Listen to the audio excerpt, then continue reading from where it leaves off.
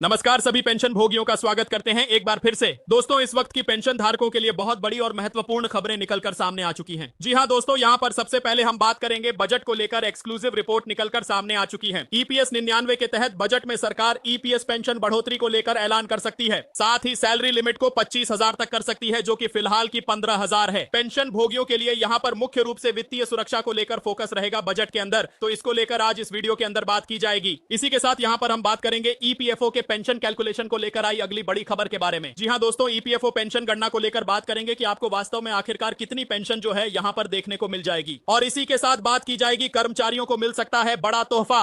Budget में सरकार EPS 99 pension को लेकर बढ़ा सकती है इसका दायरा। जी हां, तो दोस्तों 6 करोड़ 50 लाख से ज्यादा ईपीएफओ सब्सक्राइबर्स को इसका कैसे फायदा देखने को मिलेगा। बजट के संबंध में यहां पर पेंशन में बड़ी बढ़ोतरी किस प्रकार संभव है, इसके बारे में दोस्तों आज इस वीडियो के अंदर बात की जाएगी। इसलिए आप सभी से निवेदन करते हैं कि दोस्तों आज की इस वीडियो को आप शुरुआत से लेकर अंत तक पूरा जरूर देखिएगा। अगर आप हमारे चैनल तीव्रा दृष्टि पर पहली बार आए हैं या वीडियो पहली बार देख रहे हैं तो कृपया वीडियो को लाइक कर दीजिए और चैनल को सब्सक्राइब जरूर कर लीजिए, ताकि ऐसी महत्वपूर्ण खबरें आपको सबसे पहले मिलती रहें। तो चलिए बिना किसी देरी के सबसे पहली बड़ी खबर की ओर चलते हैं। जानते हैं बजट को लेकर एक्सक्लूसिव रिपोर्ट जो है वह निकलकर सामने आ चुकी है, जिसमें बताया जा रहा है कि बढ़ सकता है आप सभी के लिए ईपीएस 99 पेंशन योजना के तहत दायरा। बजट में सरकार ईपीएस पर कर सकती है बड़े ऐलान, यानी कि बजट पेंशन योजना को लेकर बहुत खास होगा। बजट के अंदर कर्मचारी पेंशन योजना का दायरा जो है वह बढ़ाया जा सकता है। इसको लेकर भी बड़ी रिपोर्ट है और इसी के साथ बात यहां पर जो है आ चुकी है। 25,000 प्रतिमाह बेसिक सैलरी वाले आ सकते हैं ईपीएस 99 पेंशन योजना के दायरे में। फिलहाल जो 15,000 प्रतिमाह की बेसिक सैलरी है उसी के तहत ईपीएस अनिवार्य है, लेकिन इसमें बढ़ोतरी करके यहां पर 25,000 वालों को भी इसके दायरे में लाया जाएगा। अब न्यूनतम पेंशन 1,000 प्रतिमाह से बढ़ाने पर विचार जो है वह किया जा रहा है और इसी के साथ पेंशन भोगियों की वित्तीय सुरक्षा पर सरकार का मुख्य फोकस बजट के अंदर रहने वाला है। इसको लेकर आप सभी के लिए बड़ी खबर निकल कर आ रही है, यानी बजट के अंदर ईपीएस का दायरा बढ़ेगा और पेंशन में बड़ा फायदा जो है संभव हो सकता है।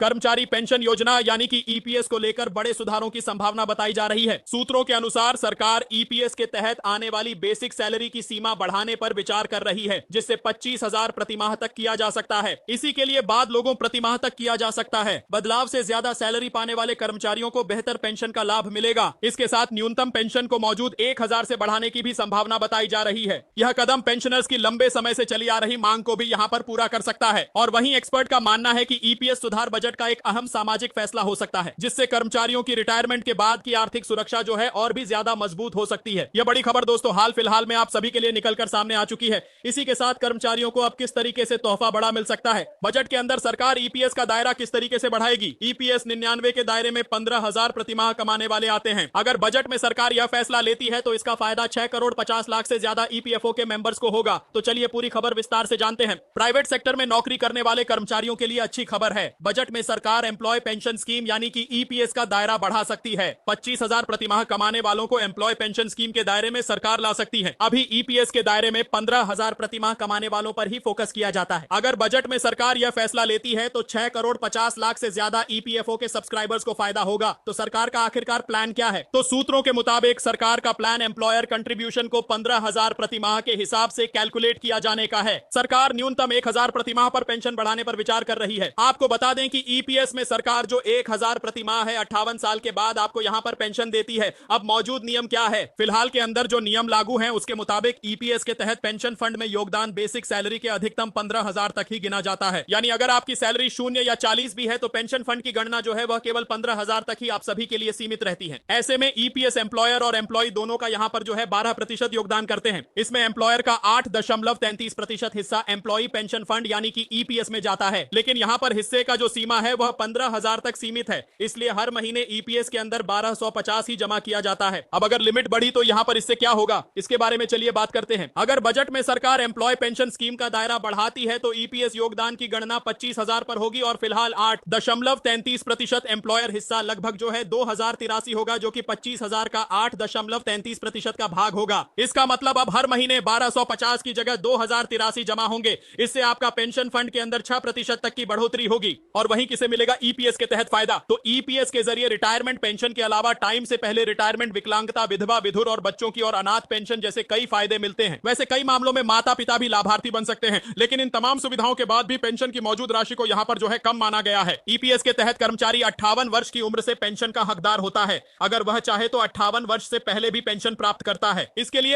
अर्ली पेंशन का विकल्प होता है। इसके तहत 50 साल के बाद पेंशन यहाँ पर मिल सकती है। लेकिन ऐसे में आप 58 साल की उम्र में जितने पैसे निकालेंगे उसको हर साल के लिए 4% की दर से घटाकर पेंशन मिलती है। बजट में ईपीएस का दायरा जो है बढ़ सकता है। 25,000 मासिक बेसिक सैलरी का फायदा मिलेगा और न्यूनतम पेंशन जो है वह 1,000 से ज्यादा जो है आप सभी को संभव मिल सकती है। यह बड़ी खबर आ चुकी है। इसी के साथ ईपीएफओ के पेंशन के कैलकुलेशन को लेकर बड़ी खबर है। ईपीएफओ पेंशन गणना को लेकर बड़ी खबर है। आपको वास्तव में कितनी पेंशन मिलेगी, चलिए इसकी बात बताते हैं।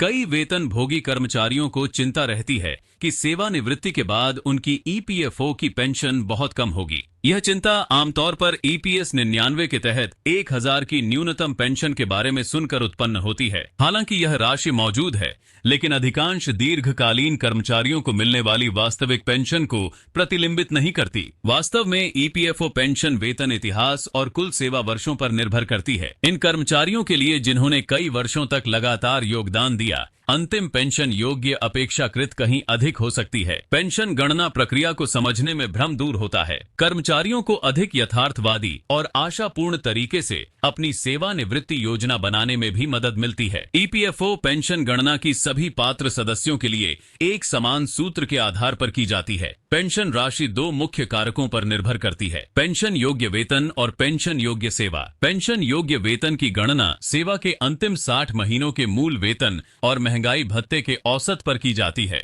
जो वेतन सीमा के अधीन है। पेंशन योग्य सेवा से तात्पर्य है कि उन वर्षों की कुल संख्या जिनमें कर्मचारियों ने ईपीएस के तहत योगदान दिया। यदि किसी कर्मचारी ने किसी विशेष 6 वर्ष के माह या महीने से अधिक समय तक काम किया है, तो पेंशन के लिए उनका जो वर्ष का पूरा वर्ष माना जाएगा और सूत्र जो है मासिक पेंशन के बराबर में पेंशन योग्य वेतन गुणा पेंशन योग्य सेवा विभाजित 70 से किया जाता है। अब दोस्तों, 1,000 की पेंशन केवल सरकार द्वारा समर्थित एक सुरक्षा कवच है।